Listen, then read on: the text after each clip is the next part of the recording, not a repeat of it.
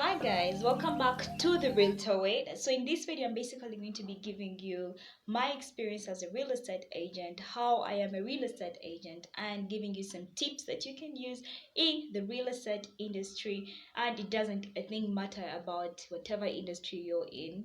Okay, so basically, how I am a realtor. My journey started out when I enrolled for the real estate business management course at Makerere University Business School. And then yes, so I started studying courses. That is how my journey started. So if you're looking out for a course to join at the university and you're in Uganda, join that course. It's a very interesting course. It's a hands-on course. It's a very practical course, and basically I am a DIY person, so I found it really interesting. My whole journey was full of adventure, learning new things and things that I really love to do. Basically, I'll keep looking over here because I highlighted out some points that I want to share with you. Yes, so that is basically about my school life and then my job world. So I get out to the job world, and then in the real estate industry, I ended up landing into the sales industry, sales in the real estate sector.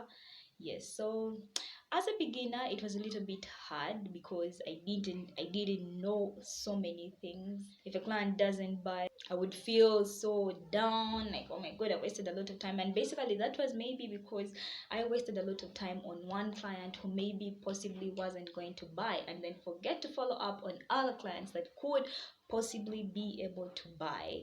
Yeah, so basically as a beginner, that was it. But now in the real estate industry, I must say I'm still learning. I'm still learning so many things, by the way, but hopefully I can share with you the tips that I have learned so far in my journey of sales. Okay, so I don't want to make this video so long, so I'll give you some tips already that you can use in the real estate industry or sales industry. It doesn't matter where you are. First of all, you need to get a mentor. When I was in school, I used to wonder how people get mentors, because how do you even get a mentor? Do you have to pay for this person? Do you have to etc etc? But a mentor basically just has to be someone that you look up to, so that you have a goal, something for you to work hard for, someone that you look up to, someone who wishes the best for you, someone who tells you you did this wrong, you need to do it this way. So the more you keep learning from that person and talking to that person, you get to better yourself all the time, and then learn on the job. Because most of the things, if you're not in the, let's say, if you're not in the field and doing things hands on, you may not be able to learn some of these things. But when you learn on the job, you get to learn, oh, I have to treat this client differently, I have to treat them this way. You get to learn, oh, if I say this, I am going to be able to achieve this. For example, if I have a client that maybe I took to the site, they looked at all the apartments that I have and I'm selling to them, and then the person says, I don't like them. How are you going to be able to react to that? So the best way to do is that learn what does the person want, know what you are selling, know the need of your client, and then that way you can be able to switch them up, this and this and that way, and then you will be happy. Okay, then do follow-ups. Follow-up is a very great deal in my industry. For example, now for me, I'm still learning this, and I have learned this, that when I don't and have experience, that the time that I'm making less follow-ups, I make less sales, and then the times that I'm doing more of the follow-ups, you end up making more sales. Because a client may come to you in January, you take them, you do everything, and then they never ever show up. And then maybe next time you're just making a follow-up, and then he banged a mega deal somewhere, and then he's ready to buy. So basically follow-ups is a very big deal of your business. And then next, don't work on emotions. For example, like for me in sales, a client may be rude to you. Yes, so if a client is rude, you don't need to be rude. You just need to talk about it with your fellow people, and that, you know what, I actually worked with a client and the client said this, and you're going to end up laughing at that. Yeah, and then next, you have to be consistent at what you do. If you're not consistent, that means you're going to have so many months whereby your graph is going like, ooh. So basically, you want your graph to go up, so you have to be consistent. And then Of course, it's not easy for the graph just can't go up. It has times when it goes like this and like this and like this, and then other times it's going up.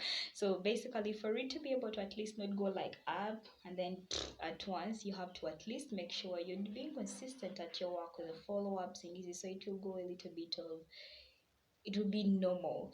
It's not going to be, you have to be consistent with what you do. So, and then you have to gain trust. When you work on a client, make sure you give them the best. Tell them the truth. Give them the best. Don't lie about the product that you're selling, because the person won't come back.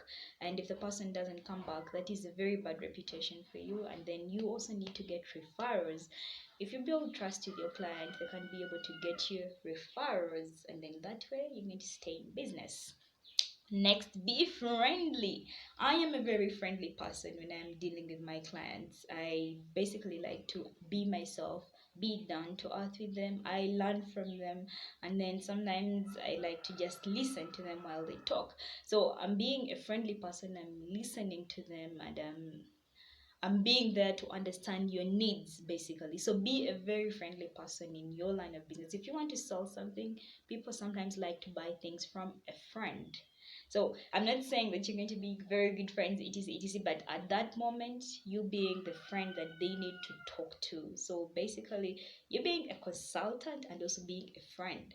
So build that with you and your client, and then be informed of what is happening in the market. For example, in this whole corona season, how informed are you?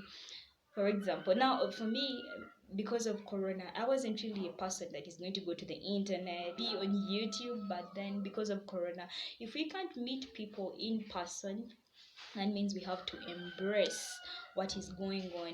What we have to embrace the facilities that we have available to us, like the internet. So we have to basically be able to embrace all this, because people are basically now doing most of their things online.